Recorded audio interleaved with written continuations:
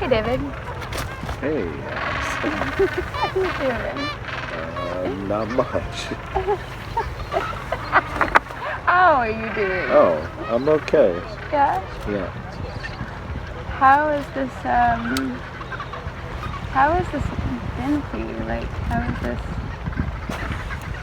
affected you? This is great. I'm on a beach in Antarctica, sort of laid out, sunning myself. True, actually, you do look rather... I mean, it's warm. Dude, like, I could definitely take my shirt off. Nobody needs that, though. I don't know. This experience has been quite a growth experience for me, and growth is not always the most pleasant of things. It's been quite painful at times, but it's just been a growth experience and sort of a lessening, like a lessening my narrow-mindedness, maybe. How's that? I think I sort of embarked on this journey as like thinking that it would be a lot easier than it ultimately was. I told you. You didn't even know that. I know, but I kind of told you. But you didn't know about I didn't the know, Drake no, passage. I didn't know. You didn't know about, like, this is one thing No, I really have to convey to people, which I really can't make clear enough, is like, for 2.5 days, like 24-hour period, so this is like 50 hours, the boat was careening in 15-foot swells, so that means it would go up. And I guess when it goes up on the wave is when, like, there's a G-force on your body that forces you into your bunk, and then when it goes down on the wave, your body lifts up out of the bed almost, like, not quite, but like it feels like it's lifting up, and then it goes right back to doing that again, and immediately, like the first hour in, I think I threw up. Yeah, you did. And really loudly. Not as demurely as you threw No, up. I threw up really It was plain. ladylike. Ladylike fashion. You were like, mine was violently masculine. Mine was but really disgusting. But truly, like this. Yeah, the Drake passage was rough, but So yes. Well, no, I mean, and you're in a tiny cabin. Yeah, a ship. We were sharing a cabin, and that's a good way to get to know someone. And there's no fresh air, and it smells like a hospital, like it's not been cleaned in years, and so it's like it just took a tremendous toll on my mental state and even on my physical state, like, and I had this terror that like I was gonna die, and I generally don't put myself in situations like this. So there was that, and then upon arriving here, like, I thought that I'd be able to shake all that off and just really sort of go into this silly place with the wildlife here. And there was a real sort of thing from Greenpeace and from our tour guide, just like deep respect that ultimately, that I understand now, but initially, like, I bucked at, and I thought it would be funny to sort of play with. And then, I don't know, I sort of met some people that, and I realized, like, it wasn't so funny to, like, mess with that stuff.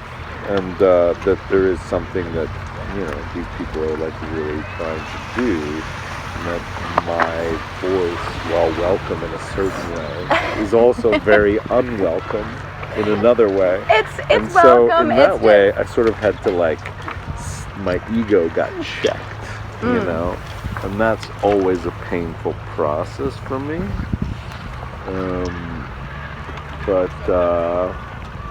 But ultimately, like, I don't know. Ultimately, like, I think I'm learning more about myself and about, like, sort of the ways in which I'm cavalier that are good, and also the ways in which I'm cavalier that maybe I don't need to be, and then maybe are not quite right. That's pretty amazing, actually. Not amazing the word, but it's no. I think it's amazing because there is something about being out here, and it's such a stark world and such a stark landscape, and also living on the ship, like you are reduced to a tiny living space and you're sharing it with a lot of people, and you kind of can't escape yourself in this environment. And then we were talking about it last night, how like anything that is human made feels intrusive in this landscape. Like a plastic bag would just look like because it's so pure, it's so untouched. I mean, when we say pure, it reeks. Like it smells so bad where we are because penguins are gross. But there's something like our whole lives are wrapped around us, and it's very easy to kind of believe that this planet's just like for us. And then you come out here, and then I wish I could get that thing, but I don't know how to work this. that thing. I just couldn't think of that thing. What a horrible person. Anyway, but yeah, it does. It really makes you think about a lot of things. You can't escape yourself in this setting, and that's been the most surprising thing for me too, is just like the amount of personal growth that's happened. It's been really powerful, and it has not been pretty, like barfing in a tiny cabin together. I mean, for me too, like, and I do have a tremendous amount of respect for these people. It's really not my world, and like I think that's the other takeaway that I've come from this, is like I'm not really an explorer. Like I really am an artist and an actor, and I like to create art. Like that's really my focus. But I'm happy that these people exist, like because they work so hard, and they're not doing it for money. They don't get money or even attention, or really, and a lot of the attention they get is negative to a certain degree. But like, I guess I haven't, I've learned in a weird way. Like I came out here to look at nature, and I've been much more sort of struck by the human interactions I've had on the ship. Is that this band of somewhat misfits sort of are doing something so powerful for a place that doesn't ask it. Yeah. And I'm like reminded of that simple like children's story, like the Lorax, right? Like I am the Lorax, I speak for the trees. Like there are places in the world that don't. It's not that gross. It's not that gross. Even it's adorable. Even like your puke, it's fine. Oh. I but would there love are to say that your puking was places. adorable, There but are it's places. actually I have something profound to say, please. Sorry. There are places in the world that can't speak for themselves. There are. And there are places that will be exploited if there aren't people like this fighting for them. So, I mean, my takeaway has been that, like, in a weird way, I could have done this watching BBC Earth. Like, I don't, well, I mean, but I think that the things that really I was surprised about that I couldn't have done watching BBC Earth were like being trapped in that cabin, going through the Drake Passage, the sort of human beings I met, the respect that I have for the passion of the people that are doing these things. But in terms of the wildlife and the nature, like there is a way to view it. Like there is a lens to view it through these BBC Earth documentaries and through, the Nat Geo stuff, and like I do think there are better people to do that and to sort of capture it. But that's not why we are here. I thought that's why we were here. Why would you be here for that? Boy, you are not was here to qualified. dance with Yeah. No, I thought I would. You just didn't think it through. Let's just be honest. He didn't think it through.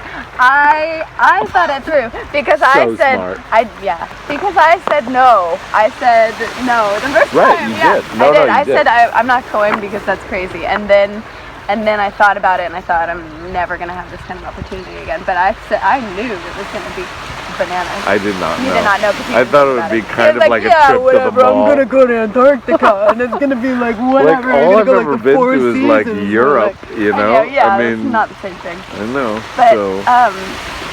yeah, I think Just making sure it's still recording. Trying to be a good director. I'm so sorry about the cinematography of this. I have no idea. Sorry for making you guys. Or the sound. Or the sound. But yeah, I think that we came here as human beings who are not so good at this, but who were just curious, like what this could teach us, really, like on some level. And I think that it's been pretty profoundly life-changing for both of us. And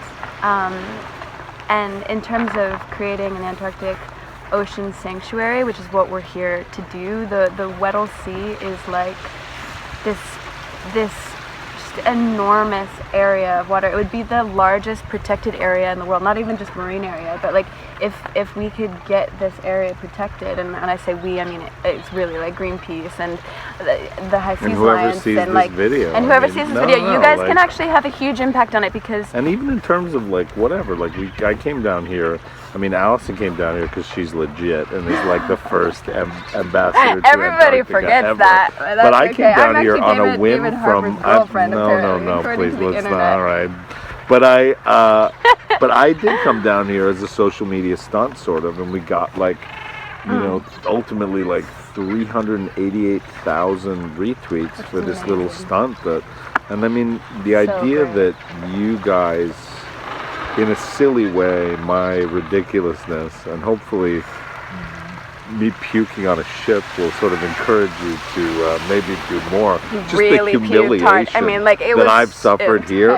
I'm hoping that it can gain a couple of you retweeting this. I just think that social media has a tremendous impact.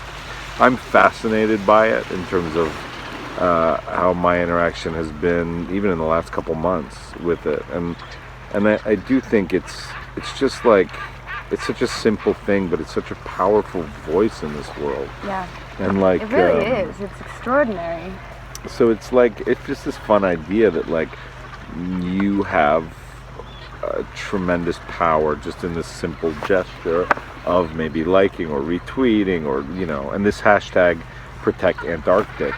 You know, they over this huge place, which is 1.8 million kilometers, square kilometers. It's like 200 Yellowstones, 200 or five Germanys. 5 Germanys, apparently. When things are so big, you measure them in Germanys.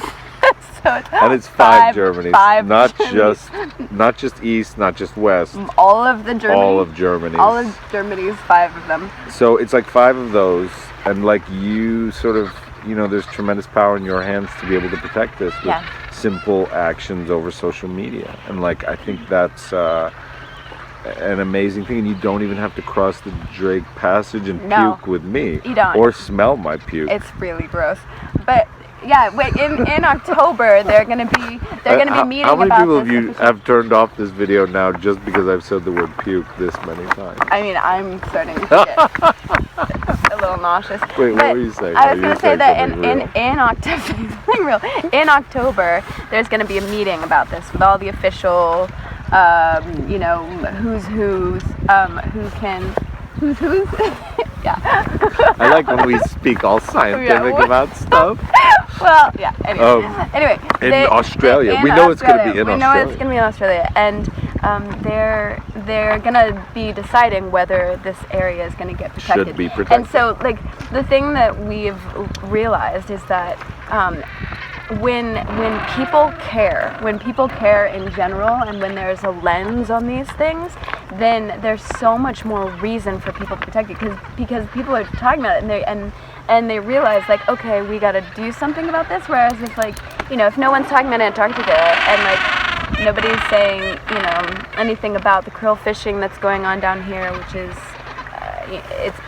it's not great, you know, and it could get a lot worse if they don't do something. I mean, ultimately, look, it is a natural resource where this krill, and apparently, I don't even really understand. They use it for, I guess, feed for salmon farming, and then they use it for krill oil pills and some various other things, which I feel like we could maybe do without. Cat food. Do we need to come to Antarctica for cat food? Right. So, but it will be a resource that will be exploited in the future unless it is protected. Yeah. Unfortunately, humans. And here's the thing about krill is a carbon sink as well for climate change. And so what happens is the krill eat the plankton, which has like carbon in it, and then they poop that out and it sinks to the bottom of the ocean. It literally sinks. And it basically helps with climate change because it is something called a carbon sink. And what these companies are doing now is they're coming down here with these huge hoses, and they're sucking up all the krill to use in these pills and these like sort of feed farming things. And it's not only will destroy our environment, but also it will destroy the ecosystem here, which is because the krill is what the whales feed on, it's what the penguins feed on, it's what several species of horrible, vicious seals feed on. Yes, he's so obsessed with these seals. And so, yeah, and basically, like, you know, it hasn't happened yet in the Weddell Sea, but it will happen. These companies will extend further, and also deep sea because there's mining money to be made. Yeah, there's all kinds of things. Let's just prevent it before it happens. Let's just keep it the way it is. Thank you. And I mean, yeah, if you want to know more about it, there are these websites. You can go to Greenpeace and Greenpeace.org has a lot of information. Yeah. But it's been something that, like, I'm rarely awed by things. I consider myself, pretty strong and grumpy in the world, and but I've been truly like awed by not only this place and kind of how pristine and sort of beautiful and also sort of like primal and like kind of, I don't know, like primal is the only word I can think of, but also the passion of the people that are involved in protecting it. And it's very humbling. So you don't have to learn more about it to just want to protect it, but if you want to learn more about it, there are a lot of resources to do that. But I just think it is something where, if you can help in any way to get this hashtag trending and get people talking about it over social media, there are ways to enact legislation that will protect this place, that will definitively, so your actions can make a difference in a literal, concrete way in the next few months, which is not something, sometimes I think we fight battles that we never see the end to. And this is something that where you can fight a battle and it can be ended in October and we can win. So thank you so much for watching this long video. If you've gotten this far, we really appreciate it. And yeah, we're really. I'm just gonna say one thing to make them to turn it off at this point is that I puked really violently a number of times. On that note, thanks for watching.